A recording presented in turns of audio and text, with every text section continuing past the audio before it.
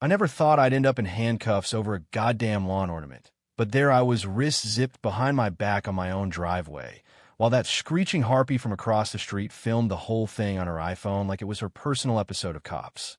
Trespasser.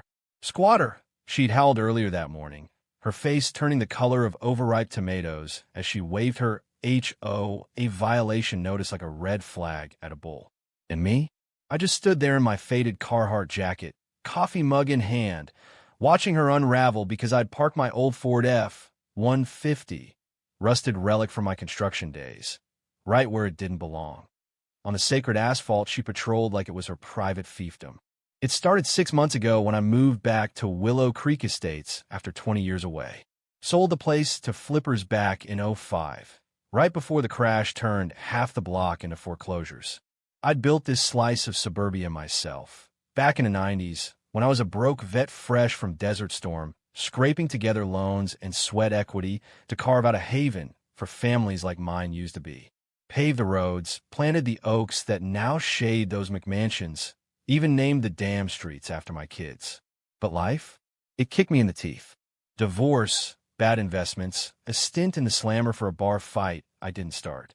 When I inherited a pittance from my ma and bought back Lot 47, my original build, for a steal, I figured it was karma's way of saying sorry. Planted a garden gnome army in the front yard, the kind with fishing poles and tiny beers because why the hell not? At 52, a man's allowed his quirks. Enter Karen, real name Kendra, but everyone whispered Karen after her first block party meltdown over gluten-free potlucks. She was the HOA president, a bleach blonde realtor in her 40s with a Tesla she leased to Virtue Signal and a husband who looked like he'd been neutered by alimony payments. Willow Creek had gone upscale while I was gone.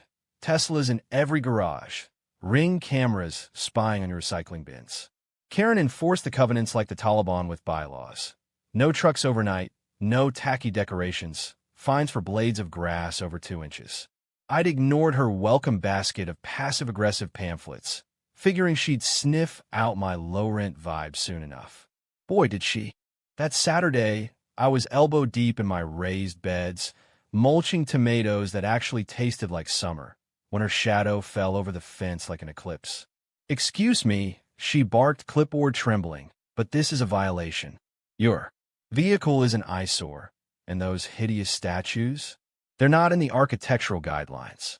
I straightened up, wiping dirt on my jeans, and shot her a grin. "Morning, ma'am. Name's Jack Harlan. Live here now." She didn't blink. "Well, Mr. Harlan, if you're squatting, renting under the table, or whatever lowlifes do these days, I'll have you know we don't tolerate it. I'll call the sheriff. Eviction's coming." Squatter. The word hit like a sucker punch.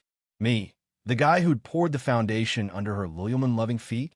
I laughed, a deep, belly-rumbling thing that made her flinch. "Lady, you got no idea who you're messing with."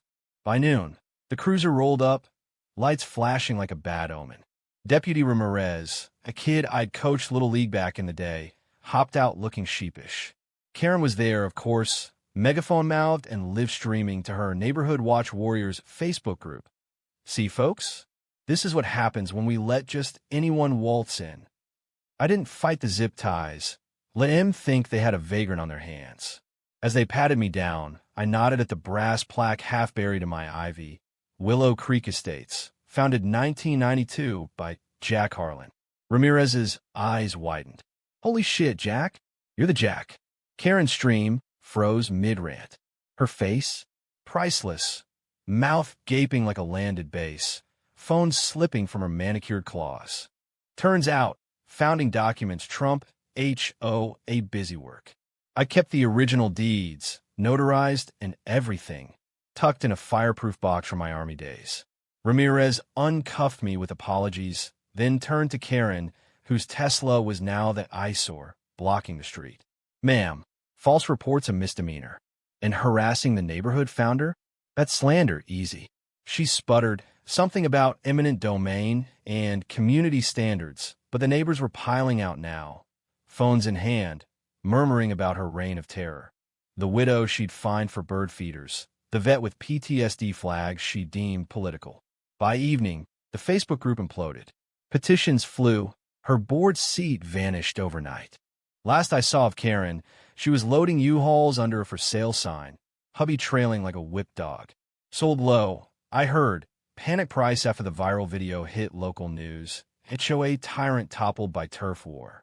She tried suing me for defamation, but her lawyer quit when the judge, a Willow Creek old-timer, laughed it off the docket.